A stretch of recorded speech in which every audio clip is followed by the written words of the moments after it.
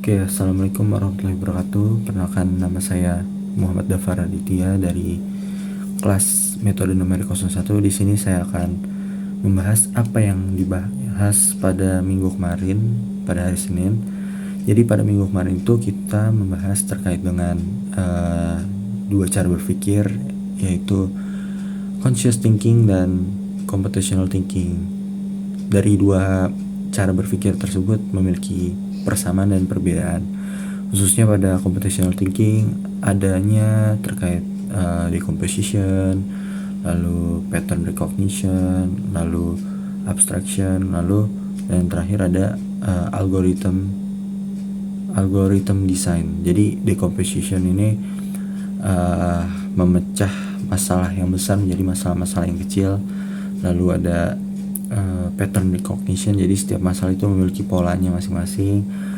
Lalu ada abstraction, yang mana setiap masalah ini kan masalah-masalah yang kecil itu bisa kita abaikan, jadi kita hanya fokus di masalah-masalah yang sedang ataupun yang besar. Lalu ada algorithm design, kita harus mengikuti pola-pola dari setiap permasalahan yang ada gitu. Oke, dari computational thinking itu memiliki perbedaan dari conscious thinking.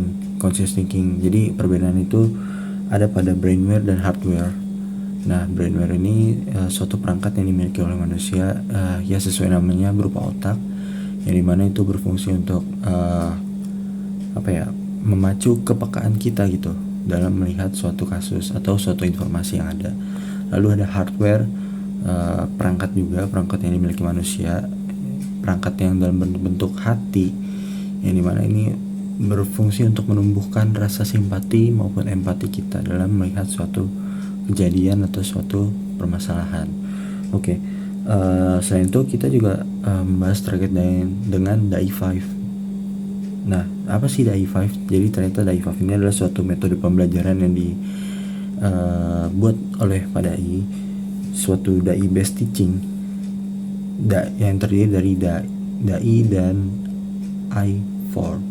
Nah, yang mana I4 ini ada intention, ada initial thinking, ada idealization dan instruction. Nah, intention ini suatu ibaratnya kalau bisa saya jelaskan ini sebagai suatu niat awal kita dalam menjalani kehidupan, dalam menjalani suatu perjalanan hidup, yang mana intention ini harus kita awali dengan niat yang sangat baik, niat yang sangat bagus. Karena apa? Karena suatu hal yang tidak diawali oleh niat itu tidak akan berjalan dengan mulus gitu, akan terjadi suatu keterpaksaan. Nah, intention ini penting karena kita dalam menyelesaikan suatu permasalahan itu perlu adanya suatu keikhlasan gitu. Selanjutnya ada initial thinking. Ini terkait dengan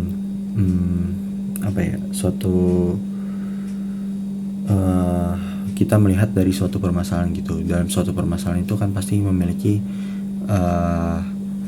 ibaratnya kalau initial conditionnya atau suatu kondisi-kondisi yang dapat menjadi kunci dalam untuk menyelesaikan suatu permasalahan. Lalu ada idealization.